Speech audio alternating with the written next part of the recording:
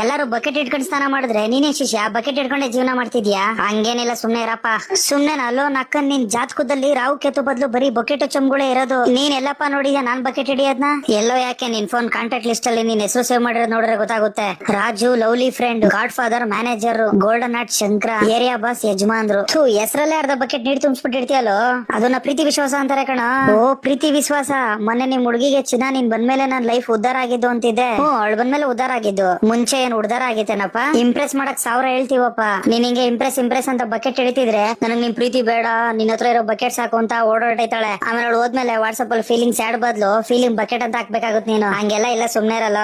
ನಂಗೆ ಯಾಕೋ ಡೌಟ್ ಶಿಷ್ಯ, ಏನ್ ನೀನ್ ಹುಡ್ತಾಗ ಡಾಕ್ಟರ್ ಅವ್ರ ಕೈಯಲ್ಲಿ ನಿನ್ನ ಇಟ್ಕೊಳ್ಳೋ ಬದ್ಲು ಬಕೆಟ್ ಅಲ್ಲಿ ಏನಾರು ನೀನ್ ಇಟ್ಕೊಬಿಟ್ರ ಅಂತ.